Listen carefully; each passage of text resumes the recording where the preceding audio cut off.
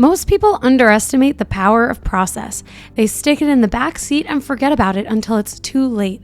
But they shouldn't. Processes run the world, literally all of it. Stocked supermarkets, on-time trains, and safely landing planes are all made possible by systems of intricate, interlinked processes. They are the secret sauce of every great company, and HR teams are responsible for some of the most important processes of all. Onboarding employees, building teams, crafting culture. These vital systems are the lifeblood of every organization. That's why this episode is brought to you by Process Street, the process platform of choice for HR teams around the world. Process Street is a no-code platform that lets you transform your most important HR processes into powerful workflows. Design beautiful employee onboarding experiences with extreme engagement that increase inclusion and reduce turnover. Sync tasks into Slack or Microsoft Teams, automate emails, handoffs, and so much more. Thousands of teams, large and small, trust Process Street to manage their most important people processes. Like Salesforce, that used Process Street to onboard all the 3,000 Slack employees after the $27 billion acquisition. You can learn more and sign up for a free account at www.process.st. Welcome to the Bringing the Human Back to Human Resources podcast. The podcast all about the delicate balance between people and business, and quite literally, reconnecting the two. My name is Tracy Rubin, and I've spent nearly my entire professional career in HR.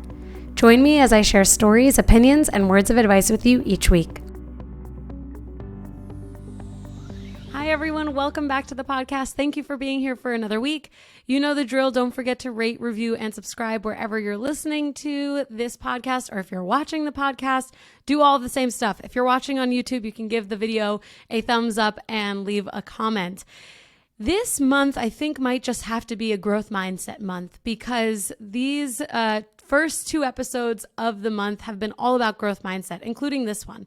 So this week, we're going to dive in a little bit deeper into this topic of a growth mindset, but especially focused on nonprofits and with matching or finding as close of a match as possible between individual values and organizational values. So I'm not going to do this alone. Just like last week I had a guest on, and this week we will as well. I have Amy Clark on this week as my guest, and Amy is a strategic HR business leader who provides meaningful management and leadership development coaching that drives measurable business outcomes. With more than 20 years of valuable corporate business experience at Fortune 500 companies and national nonprofit organizations, she's served in positions such as Vice President of Talent Management and Chief HR Officer. So without further ado, I'm really excited to get into this topic. I'm going to welcome Amy to the podcast. Hello, Amy. Welcome. Thank you so much. It's great to be here. Great to see you. Yes, you as well. Thanks for spending this time with us and helping us dive a little bit deeper into this topic. I didn't anticipate that growth mindset would be the genre of the month, but alas, here we are. And actually, I think I had mentioned to you as well when we first spoke that I haven't really done a whole lot of episodes, really probably any, on nonprofit and that side of HR. So I would love to actually start there and ask you actually just kind of to kick us off with like what some of the differences are between a nonprofit organization and being an HR business leader versus being in a private or Fortune 500 type of company. Yeah, to me, it's when I think of HR and how we show up in a nonprofit organization, it's about how we help our leaders drive our mission. And I will actually start with our vision. It's very different in that, nonprofits are inherently driven, by a mission for greater good, so, it then requires us as HR leaders and teams to think about how we drive the vision of the organization, meaning what is the promise we make to people that count on what we do? What is the future that we want to see? And how you bring that into all the different systems and processes, that we create in HR, to help create an experience that people feel fulfilled. And so to me, that's been the major difference. Not that other organizations don't have a vision and a purpose, Right. but this is one so that, nonprofits, we need to educate people about what we do and why it's important. And so, understanding from an HR point of view what that is and how we then align it to what we're doing is incredibly important. And so I would say it's not necessarily a difference, but a bigger focus. Right. Is what it's been. That's interesting. Yeah. And, it's a really good point what you bring up as far as like a mission driven and mission driven organization. And it's certainly true that every organization has to have a mission. Yeah. But there's a difference between having to have a mission and actually just having a mission. Because, having to have one is like, well, the board requires it. We need to put it on our website. We're working towards something. And in the nonprofit space, I mean, it is non or not for profit or non-governmental organizations. Like these are organizations that are actually really focused on an outcome that is like specific and could be world changing, like really impacts communities, whether it's improving literacy in communities or if it's a lobbying organization. I mean, you have like such a breadth of opportunity in terms of nonprofit. I'd love to dig into this a little bit deeper because I know that there are listeners who work in nonprofit and of course in HR. What are some of the significant differences, even from an employee relations perspective? Like what are some of the challenges that a nonprofit HR business leader encounters that might be different than a for-profit HR business leader? Yeah, I think, I think of it in the life cycle, the experience and it starts with, how we attract people to the organization. Very different in my experience, in that it's what you want to attract and looking for those that believe in what you're working to do, that have a desire to have an impact bigger than themselves, right. and see how they can make a difference.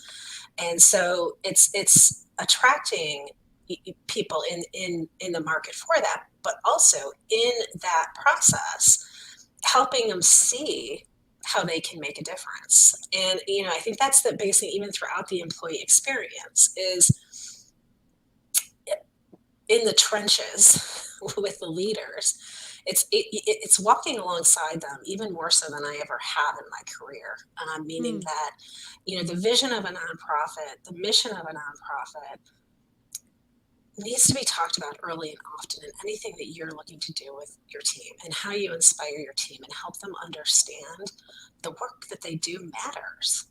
And, so you said challenge. Yes, it is. It's a good one though. Right. It's one because you really see the positive difference that you're making in that way. And so I would say first and foremost, it's how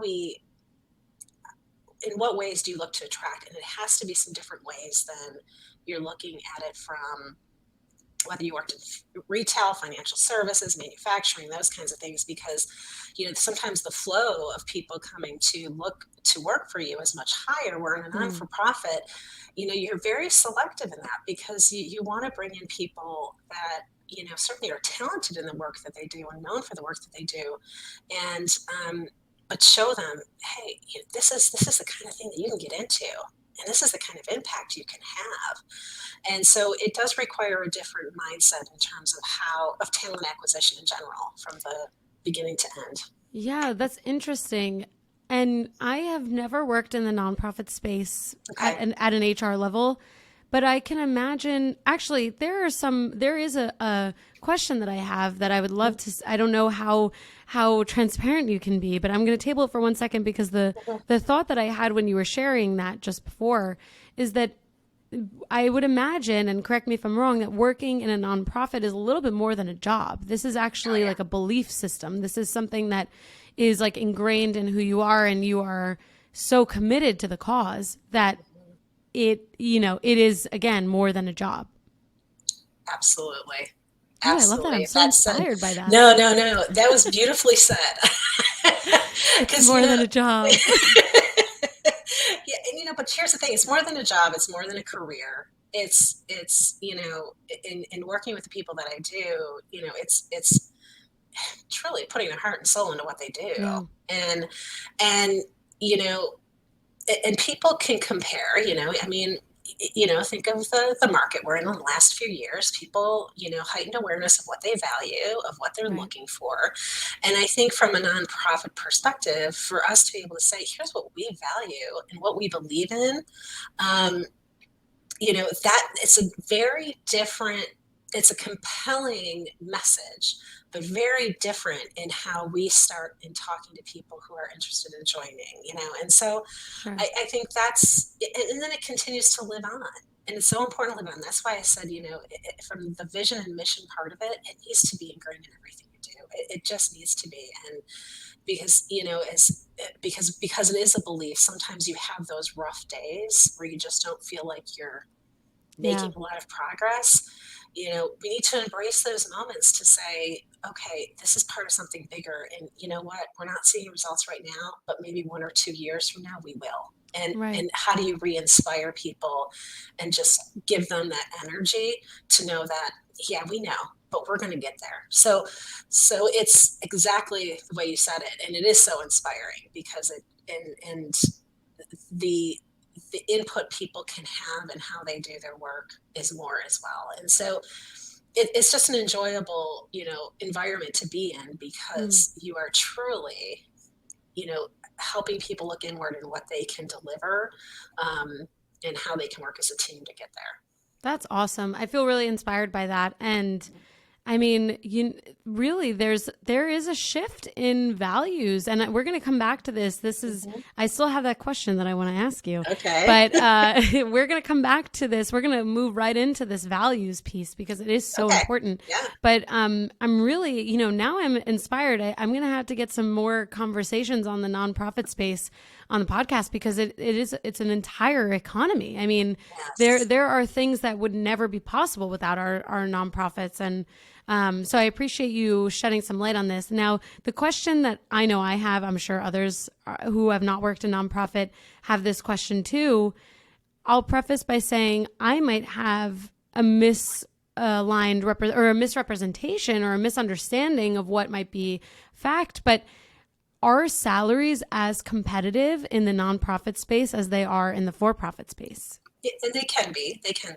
Certainly, coming from for-profit, companies, there's differences. They're publicly traded. There's different stock options, things like that. And so, for nonprofits, salary is just one component. And I know you can say that for any other, but here's the thing: it's one component. And it's a belief in investing in the people we bring into the organization, and so nonprofits generate revenue like any other business would, Right. and looking to have the costs in a way that whatever is available, we invest back in, and people are part of that investment. And so, yeah, it can be, but at the same time, it's not necessarily the same type of package from a cash compensation standpoint. However, from other things that we know people value in terms of flexibility, time off, the benefits for themselves and their family, those are things that we blend in, and that nonprofits can blend in to what they offer their people. So yeah, and sure, when you're going through a recruiting process, HR nonprofits, those are things that you might hear. We are looking for people that it's more than that for them. Mm-hmm. Well, I was going to say it's probably one of those things where the salary and I know people who work in nonprofit and their salary is certainly not low. Which is where I think I have this question because it's sometimes like, well, how is that possible? But this makes total sense that part of driving the organization, of course, is the investment in the people who are actually driving forward the organization. But to come back to this, I mean, this is more than a job. So when you're getting fulfillment outside of your salary and your full compensation, there's actually probably more fulfillment in some ways. And maybe if there is a salary difference, even if it is by $30,000, this is totally arbitrary, that because of the fulfillment in other areas that's not necessarily as felt. And this is the most compelling piece about salary to me, is that there are studies, at least I remember when I was in college and I was studying this, there are studies that show that once you pass $70,000, your happiness doesn't necessarily increase exponentially. Oh, really? And Okay. I'll have to find that and I will link it in the show notes. But I remember that there was a study done that showed that people who made like 70,000 or even more had the same level of happiness, so that there isn't necessarily a direct connection between more pay and more happiness, and that there are other things that actually drive happiness up rather than increased salary. And this could be, I mean, this is one of those things that if someone really feels connected to the organization and the mission that it's on, that is, and that's probably at the core of even the for-profit or, publicly traded companies as well, that when you feel connected to what they're doing, you're going to enjoy it more. Well, that's the thing. And I think just to comment on that for a moment, certainly we all have responsibilities and how we need to meet. I mean, we all do. But I appreciate that study. I'll look at that once you put that in the notes. But, some other ones, that I've seen too, it's interesting when they look at engagement and fulfillment of people, money isn't in the top. It's about, connecting to the work that they're doing, feeling fulfilled, the relationship with their manager, and that their manager has genuine care for what's important to them. But even if that you can't deliver on all of that, to show that there's care and understanding of what that is, goes quite a long way for people to feel like, this is a place I want to stay. I'm invested in this. Right. And so, yeah, I agree with you. I mean, after a certain point, you don't get that benefit. There's not the benefit of whatever that is for you, happiness, whatever. Right. And so I think that's where, as organizations, we must show and help people see the other value that they bring and then that we can bring to their lives too. Right. Absolutely. I found the study, and I was quoting it almost correctly, that there was a study done back in the 2010s that found that happiness plateaus once a person earns $75,000 a year. So I was really close to the number. However, now I'm not fact checking this article. And this I will say that this was a study done by Angus Deaton, a 2015 Nobel laureate in economics. So I don't know. I'll have to find out when he did this study. However, there is new research now from the University of Pennsylvania. This new study is looking at data of more than 33,000 adults in the U.S. and has found that above the 75,000 mark, there is some change in happiness. So I'm going to go ahead and say I still stand by what I said. I don't think that this old, quote unquote, old study is necessarily incorrect, because $75,000 10, 15 years ago was worth a lot more than it's worth now. Right. So I think we have to compare apples to apples here. And so listen, I'm not a UPenn researcher by any means. However, I'll have to dig into this. I will share both articles now that I've found them. That was a quick Google search. Cool. So, take it for what it's worth. But, 75,000 then is probably closer to 100,000 now because of inflation and other things, right? Yeah, you're right. I would agree with you there. Yeah. Yeah. So, I mean, again, not an economist, nor am I a Nobel laureate winner. Maybe one day. But I'm going to go ahead and say I still stand by what Angus Deaton said, because he is a Nobel laureate of economics. And I think that there's something to that about how happiness is not solely defined by salary. And I think we can probably all agree to that or agree on that. So thank you for answering that question that I felt was much more hard hitting, and you totally handled it with such poise. And you were like, no, salaries can be competitive. However, we do want to, or I want to move into this subject around values. And we've talked about it a little bit already. Yeah. Individuals have their own values, organizations have their own values.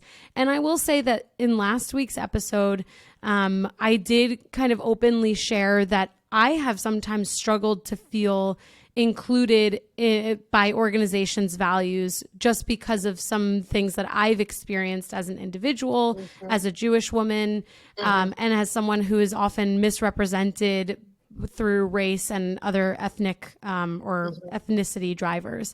And, I don't usually talk about it. I'm actually sweating a little bit right now talking about it because it makes me nervous. And I have a lot of fear around it because of my own experiences. Now, I add that and I share that because it was an important part of last week for me to open up a little bit more, because we all have our own experiences with having values that are really important to us, that we are not willing to sacrifice or give up for anything. And at some point we have to reconcile sometimes our values. Now, at no point should someone reconcile their race or ethnicity to match an organization's values, right? Let's be really clear about that. But I'm using this as an example so we can think about things that are value drivers for us. Like, for example, I care a lot about authenticity. I would rather someone tell me something that hurts my feelings a little bit, but tell me the God's honest truth than lie to my face. So that is a value that's important to me, and obviously different than my, my heritage and my ethnicity and things like that. So when we think about individual values and we think about organizational values, how do we reconcile those things? Last week, we talked a little bit about how you have to kind of get as close as possible. Organizations aren't always going to match your values. And there are certain values that should be inherently ingrained in an organization, like being honest and acting with integrity. So understanding all of that, where do we start in finding an organization that will accept us and kind of allow us to bring our values with us to the table?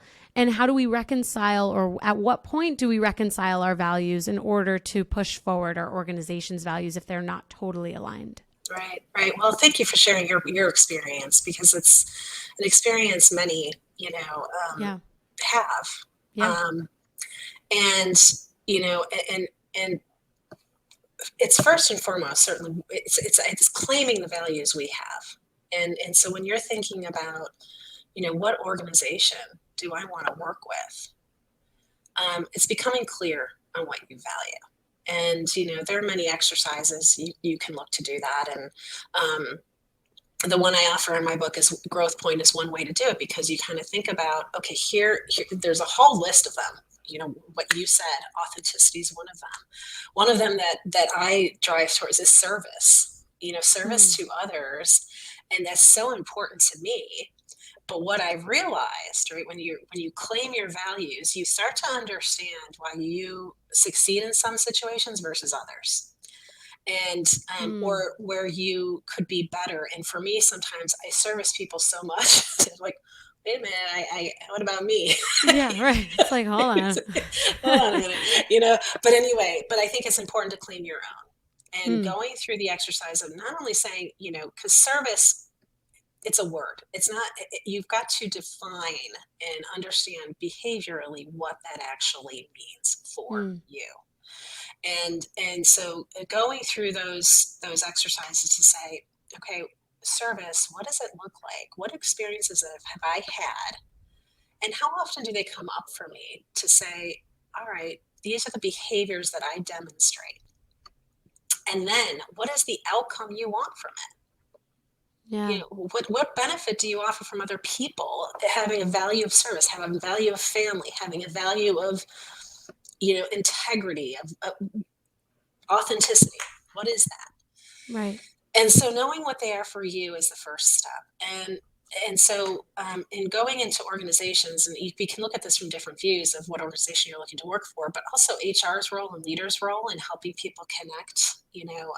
Maybe we can kind of go that route to help, some of your listeners here of, when you're thinking of how we instill the organization values and help people see that they connect with them. What I've liked to do is through the various programs we do or team sessions, we do this similar values exercise, identify your own.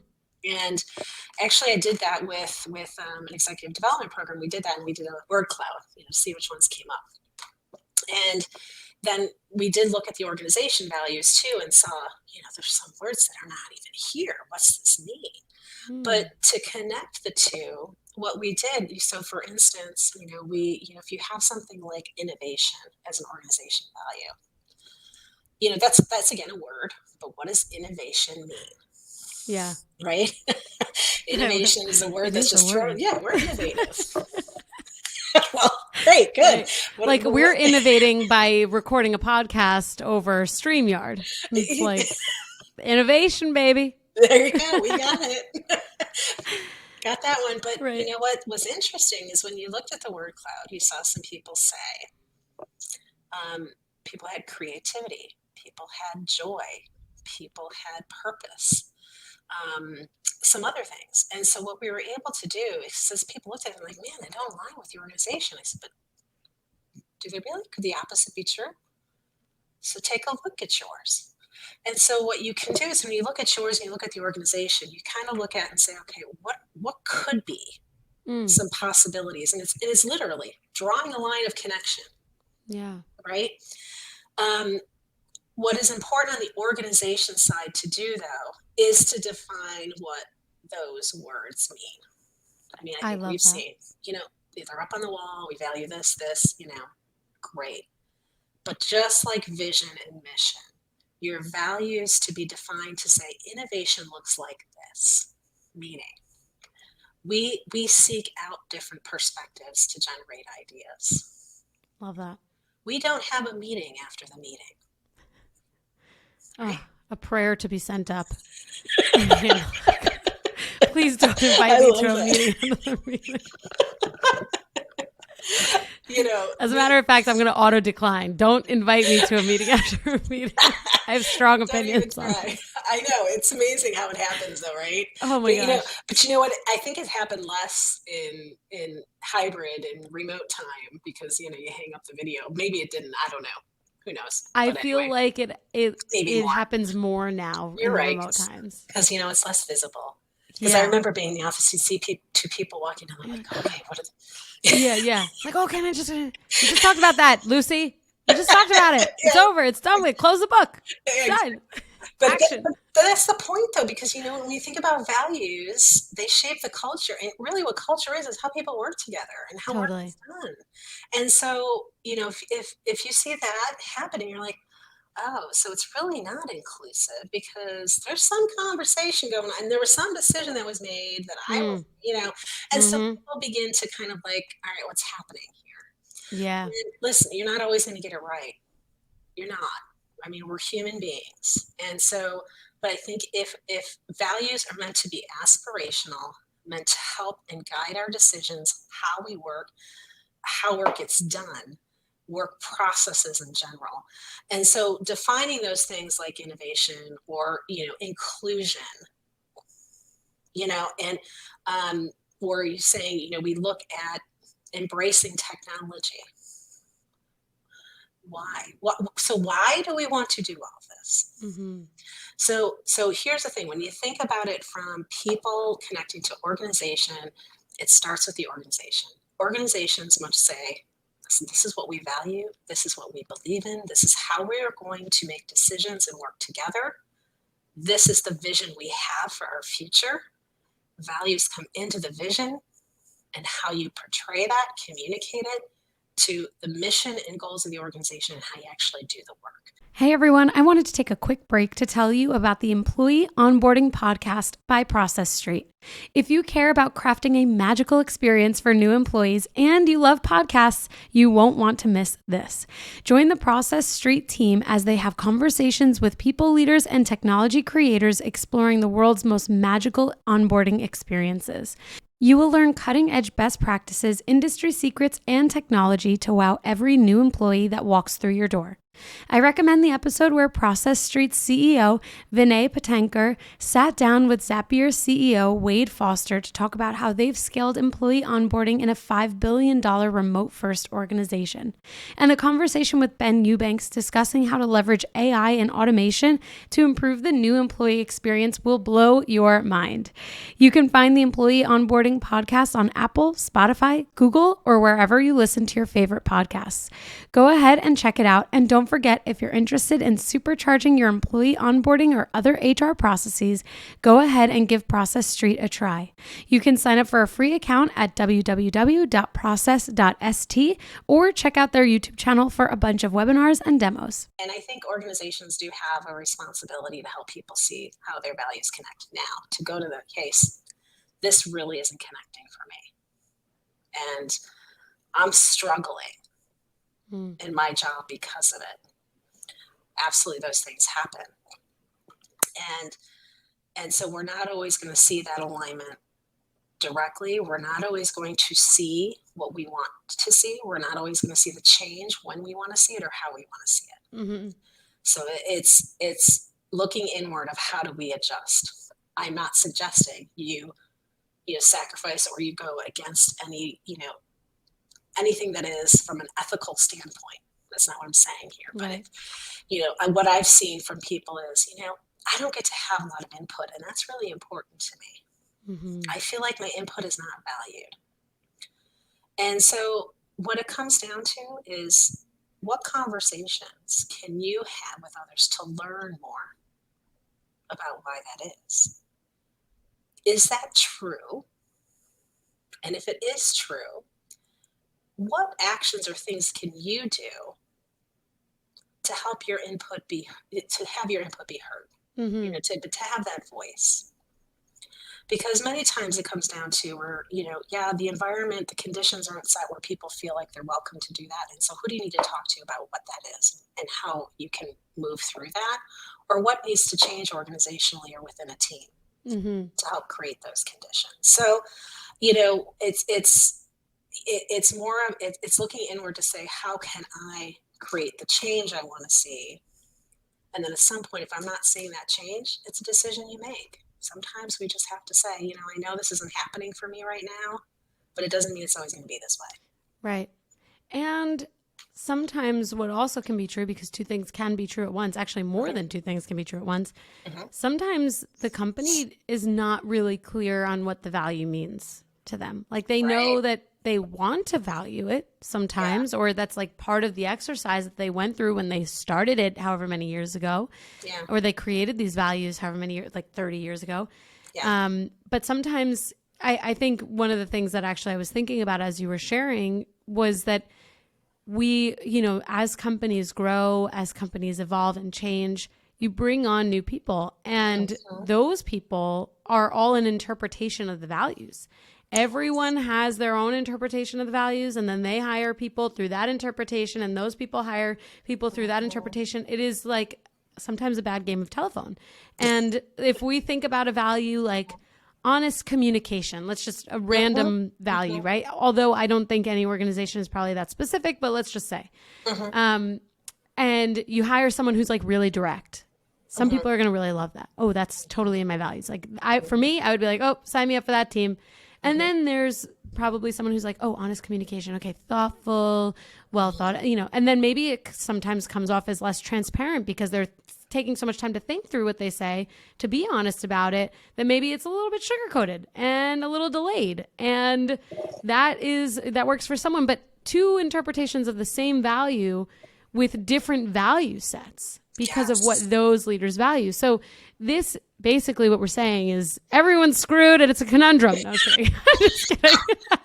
I have no answer. You have no answers. That's it. You're screwed and it's a conundrum. I love it. Oh God, that was funny. But really, I think this is actually, I'm a diehard optimist. What I see this as is basically an opportunity for anyone that is hopefully looking to grow into a leadership role or have an impact.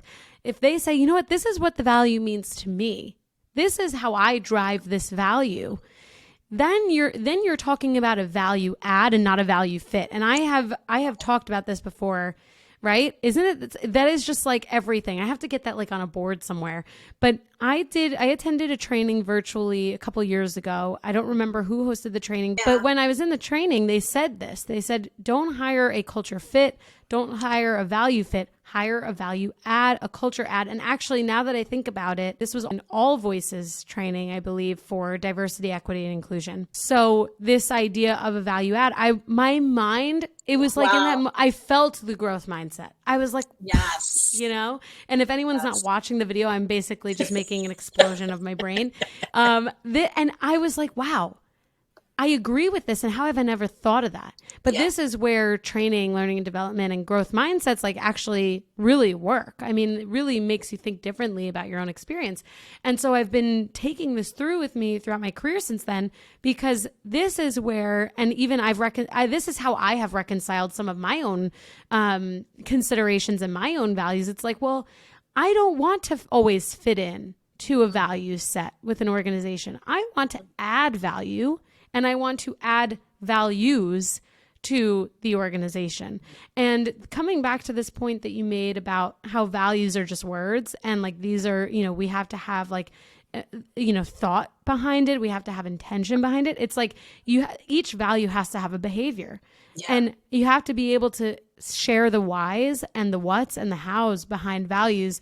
And this is an exercise that I would recommend for any HR business leader out there. I did this in multiple companies now where we've taken values and we've said, okay, well, how are we going to make these values breathe?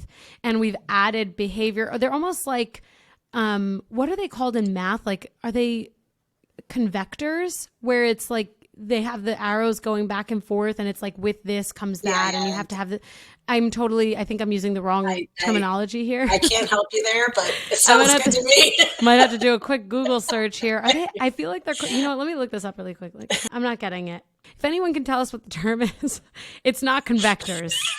There's convection heating. Okay. I could tell you convection is when heat source. Right. We're getting way too far away from the values here. If anyone knows what the real term is, it's a mathematical connection. That's what, in my mind, makes sense as far as adding a behavior to a value so that they can become living, breathing elements of an organization. So be a value add, not a value fit. That's what I'm going to close on, right? I love that. And you know what? Is just one quick point on that too. Please. It is about meeting people where they are. My to your phrase. point of, honest communication, to me, I'm introverted. I'm very, I have that time to think, but I know, to your point, I think, well, is she really telling me everything? And so I know that, but I tell people, I'm like, hey, it's my way. And I know I will try to work faster in this. And then I show them at the end, hey, here's all the things that just went through my brain as I came to this decision. But it's respecting people's need to, and how they process and how they respond to different situations is so important. And I would say embedding that into values. And that's what I mean by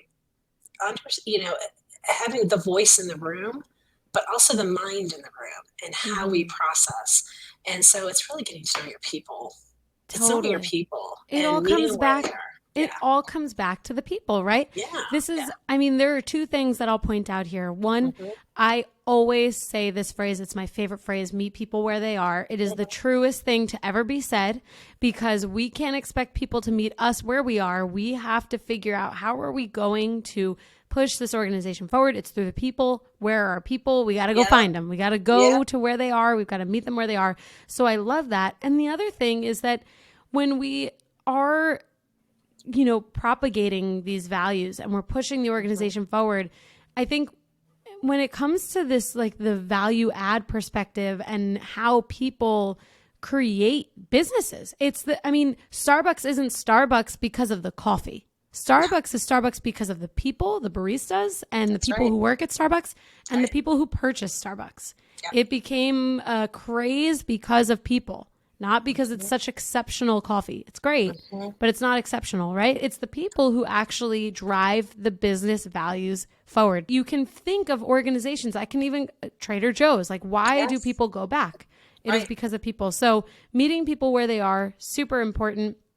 And then also being a value add. And my final point on this, I promise, is that something I always say on the podcast is that we should always be surrounded by people who think differently from us. Oh, and yes. people who are different from us, physically, emotionally, based on gender, sexuality, whatever, they're automatically going to think differently than us. Yes. Because everyone comes from their own backgrounds, their own experiences, their own life experience. So having, I always say, diversity of thought is an integral part in driving an organization forward, scaling a business, and adding value.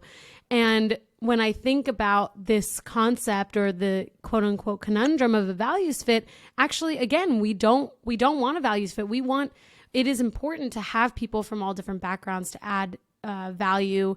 And if you are in a hiring position, all I can say is hire people who are smarter than you. Hire people who are going to do a better job than you. Yep. Don't be so proud or insecure to hire someone that doesn't fit the bill in that way, because those are the people, the smartest people in business and education, everywhere, they are always hiring people who are smarter than them.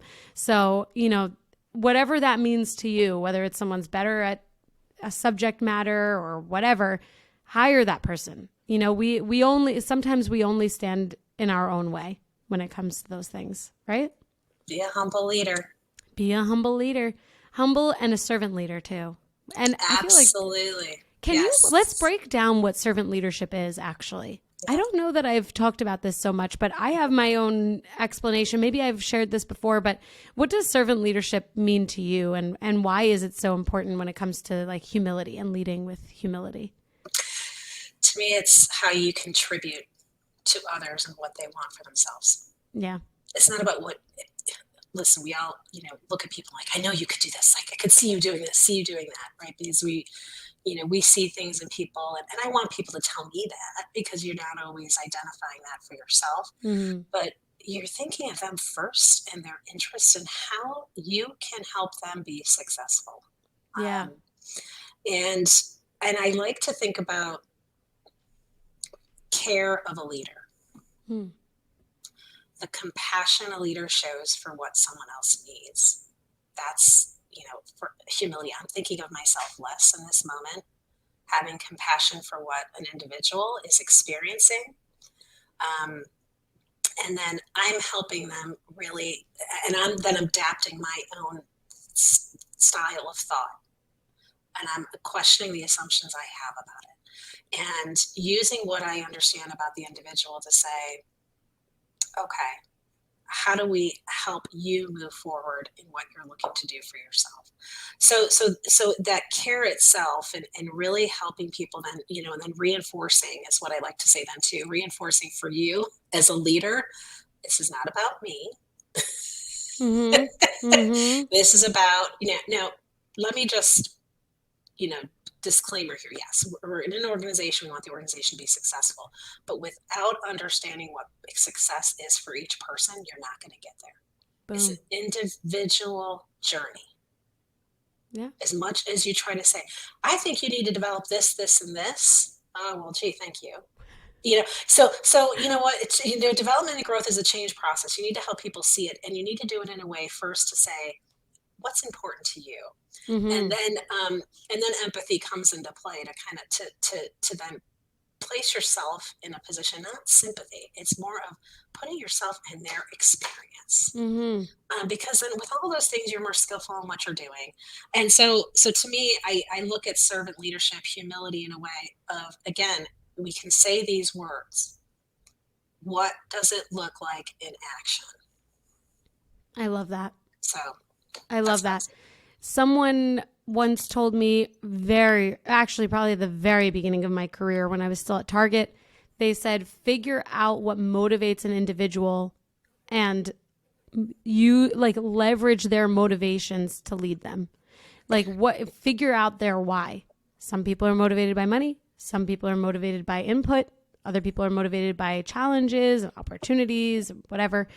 And when you explain something or you develop someone through their motivation, you've got their buy-in. Not only their buy-in, but you also have their commitment. You're right. And I love that. And also, the two things that I was thinking about. One, this idea of servant leadership, I mean, there are leaders, I've seen them firsthand, who are so excited that now they have the title that it's not about anybody else anymore. And that it's an instant fail. You failed before you've even started. Absolutely. Because you're a leader to lead yes. other people.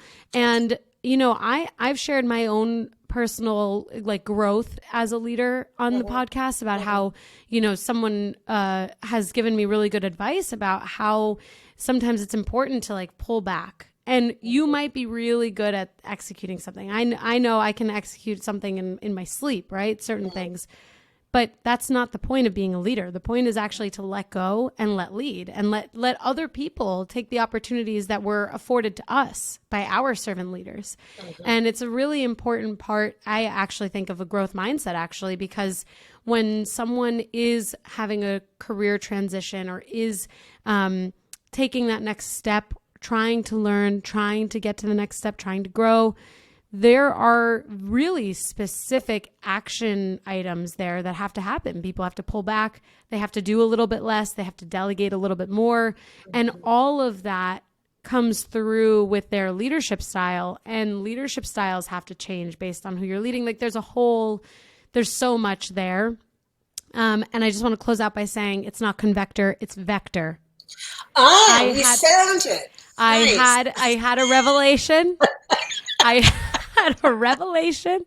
So I'm keeping all that nonsense in. I'm not editing that out because otherwise this bleep does not. Yeah. I was like, oh my God, I got it. But the thing is, I wasn't even thinking about that. It just was like, boop. I'm like, oh, wow, that's how memory works. It's so fascinating. It's not there when I need it, but when I don't, it comes up. I know. It's but you see, you removed yourself from it and your mind just kind of. Right. Sometimes we just try too hard. This is the truly the crest of my life. If I try a little bit less, a lot more will happen. Let me just pull back a little. Just pull back. That sounds great though, right? Because it's okay. It's like forcing a square into a circle peg. Why isn't it working? And then you're just screw these blocks. And then all of a sudden it's oh, there's the circle that I was looking for this whole time. Yes, exactly. Very poetic, really. I'm having many life revelations on this recording. I'm enjoying that. That's great. I think you have to remember that because it's just, because you're right. I think it's just, just looking at this from a messaging standpoint, seriously, it is sometimes you get so stuck and you're trying to force something. Mm-hmm. And that's what a fixed mindset means. You're kind of you're saying, well, what I know is what I know and it's going to work. And that, and it's that, and it's also saying, I've got to prove that that's what works versus saying, you know what, maybe this isn't meant to go together and there's another way. Right. This is the proverbial and metaphorical growth mindset. This whole convector, it's not convector, got to figure it out. What is it? It's not convector, not finding it. That's a heating unit. Let's keep going, pulling back. Boop, it's vector. Oh, that's growth mindset. It literally is. It's pulling back, having a little bit of restraint and not forcing things and thinking about things differently. And it's so true because a fixed mindset, you find yourself in this element of really forcing things, only believing one thing, not really changing your mind, not being open to other ideas or feedback and things like that. And a growth mindset is the exact opposite. It's the antithesis to all of that. Wow. We just had a metaphorical awakening. But when you said that too, when you think about it, how much more energy it takes out of you to be forceful. You know how they say too, it's so much more energy to be angry and frustrated at something than it is to be just be happy and just kind of that smile. Mm-hmm. It gives you energy versus just getting the energy you are using that could be used to something else. You just sparked that for me. So thank you. It's true. Because it is so true. It's the same way. When you're trying to really force is. You're in a fixed, you're using too much energy there. Right. It costs nothing to be kind. This is the best. Yeah. That's the best. Yeah. And as someone who can really get heated, I always remember that, because it's like, let's not and say we did, because it really is a waste of energy. It's like, okay, great, she's a firecracker, maybe, but like, what is that good for? It's not good for anyone. No. And being kind, it really is. It's true. Like being kind and being, happy, or at least like thinking through things a little bit more optimistically, maybe. And that doesn't come easy to everyone. I realize that. But it is something that really is a lot less of an energy consumer than just being negative and having this like, downward look at things. And actually, I'll bring this back to a real life example. I shared on the podcast last year, I quit my job that I was in before my current job after 3 months. Didn't even hit 90 days. I was like, I'm out. And it was not, I couldn't be a value add. It was not a fit for me. There were many things I recapped on that episode that I did wrong in terms of like setting myself up for success. There were a lot of things that I made excuses for, that I didn't catch, and that I didn't think about critically enough that would enable me the foresight to realize that that wasn't the right situation for me. And, I remember there are moments, I'll preface this, I'm sure I'm not alone in when I think about sometimes past experiences that you can romanticize them. Sometimes like, oh, well, could I have stuck that out? And I always say it's like a bad ex relationship. Don't go back there. Like you can easily romanticize the good things, because after time has passed, you're not remembering all of the things that led to your decision to leave, or maybe not remembering them as front of mind as like when you were living through it. And so I always remind myself of that, like, don't regret that decision, because I made it with good reason. But I remember the mindset that I had in those 3 months. Ooh, you didn't want to be around me. And I am overtly optimistic. Sometimes I make people sick by it. I mean, it's true. And I have always been this way. But in that, I was so affected, and I couldn't snap out of it. I could not snap out of the mindset of that downward spiral. I was angry and frustrated, angry with myself, frustrated with myself and other people.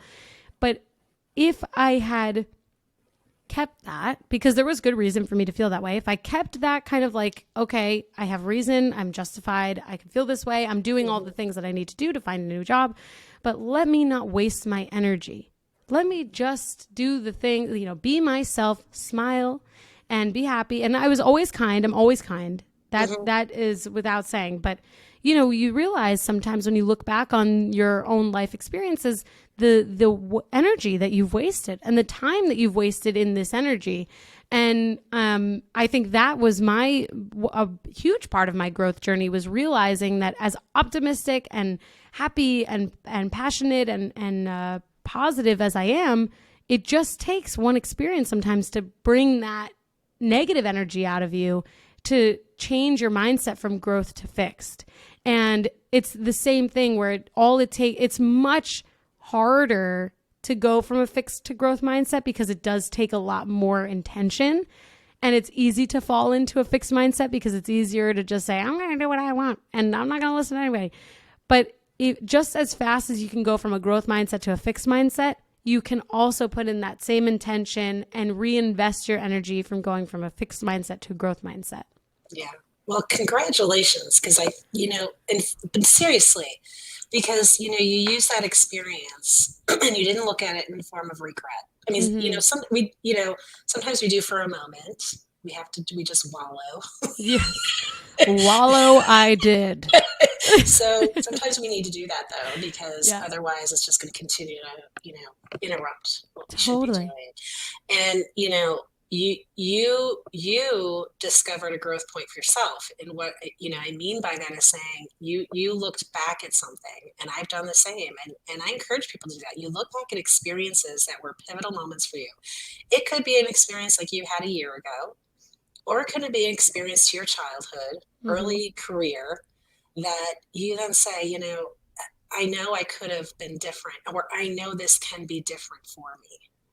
And you start to then identify specifically, why things happen the way they did, And then, as you said, being intentional, meaning what are those actions? What are those things that you will do to help you then become who you want, or get to where you want to be? Right. And, Exactly. and, in similar ones, you look back on your life, and sometimes it's in a way of saying, yeah, I could have done that a heck of a lot differently.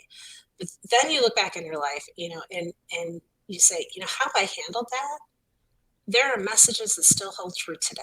So don't make it drown out and complicated. Kind of go back to those things and say, what worked for me then? How can I bring this into what I'm facing today? What Mm-hmm. messages came out of that experience?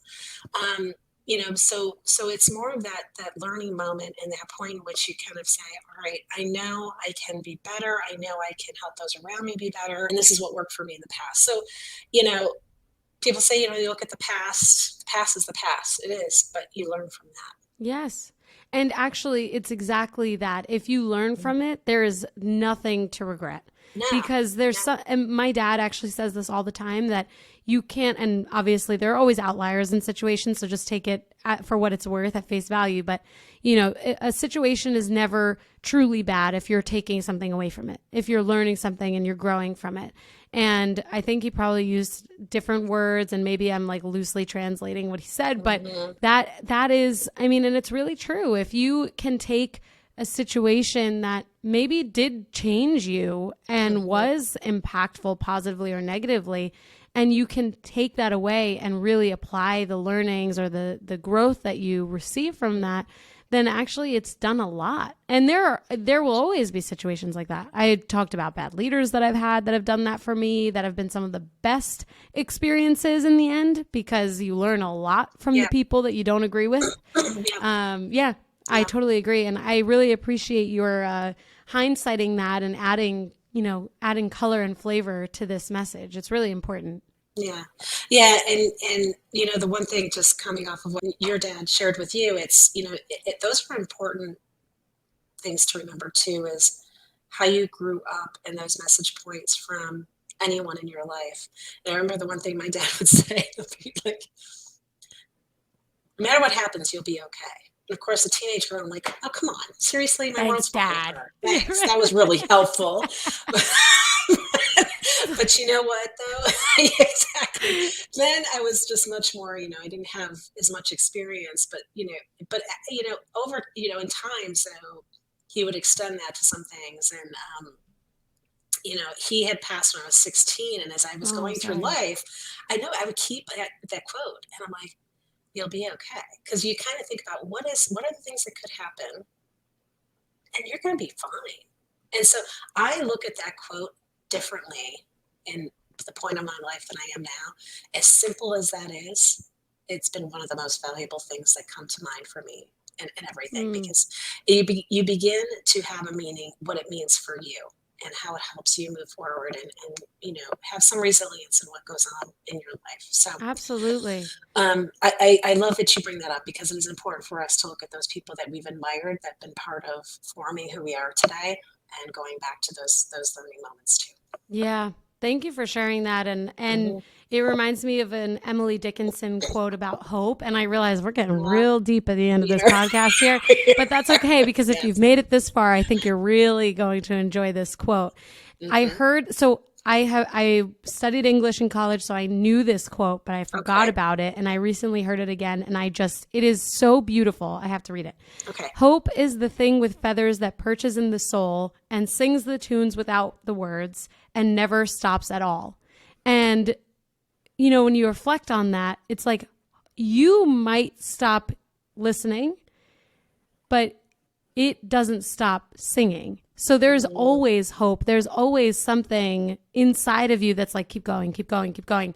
And so when you talk about overcoming adversity, this is like something we could even go into even further. I mean, this deserves its own episode.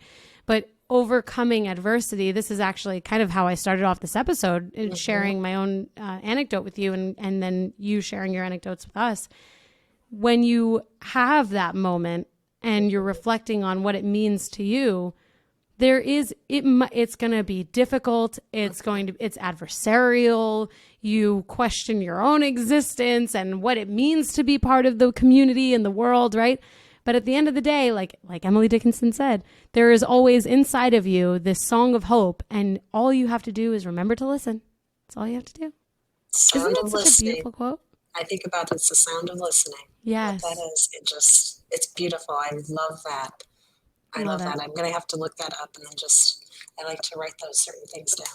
Yeah. To have in front of me, and sometimes it's the silence and just knowing that things will come together. Yes, it's true. It's so hard to remember in the moment, but you can always come back to this episode and listen to the end. Going to minute number, whatever. Yeah, right. Episode 106, timestamp somewhere in the 55s. Like, I don't know. But listen, Amy, I really, really appreciate your time and the insight that you added to this episode. It was such a fun conversation, and I thank you so much. Why don't you share with the listeners where they can find you and connect further? Yeah, absolutely. Thank you. I enjoyed it as well. Connect with me on LinkedIn. You can find me there. Take a look at my website, growthmindedleadership.com, where you will see some information more about growth mindset, as well as some other resources. I have my bookshelf on there, like literally here, but also my website of the books that have inspired me. So take a look, and happy to connect and have further discussion. So thank you.